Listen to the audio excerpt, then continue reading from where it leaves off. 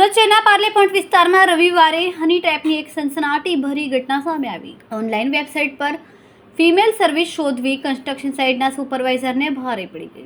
સોમનાથ મંદિર પાસેના એક એપાર્ટમેન્ટમાં બોલાવીને નકલી પીએસઆઈ અને કોન્સ્ટેબલ હોવાની ઓળખ આપીને સુપરવાઇઝર પાસેથી 5 લાખ રૂપિયા પડાવતી ગેંગનો ઉમરા પોલીસે પર્દાફાશ કર્યો.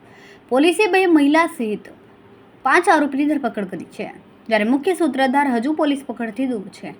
આ ટોળકીની મોડસ ઓપરેન્ડી અત્યંત ખતરનાક હતી, જેમાં તેઓ ભોગ બનનાર વ્યક્તિનો સંપર્ક કરીને લલચાવતા અને ત્યારબાદ એકાંત સ્થળે બોલાવીને મહિલા આરોપી સાથે આપત્તિજનક સ્થિતિમાં મૂકી દેતા હતા. આ સ્થિતિનો લાભ ઉઠાવીને ટોળકી દ્વારા પીડિતને બ્લેકમેલ કરીને મોટા પ્રમાણમાં નાણાં પડાવવામાં આવતા. પોલીસ તપાસમાં ટોળકીના તાર ઊંડે સુધી જોડાયેલ હોવાની શંકા સેવાઈ રહી છે.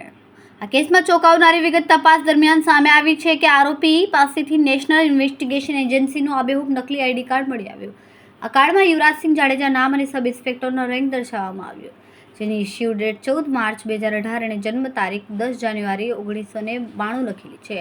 તપાસ એજન્સીના નામે રોબ જમાવીને લોકોને ડરાવવા માટે આ કાર્ડનો ઉપયોગ થતો હોવાનું પ્રાથમિક દૃષ્ટિએ જણાય છે. હાલ પોલીસે આ મામલે ગુનો નોંધીને ટોળકીના અન્ય સભ્યો અને અગાઉ કરેલા ગુનાઓની વિગતો મેળવવા ચક્રો ગતિમાન કર્યા છે.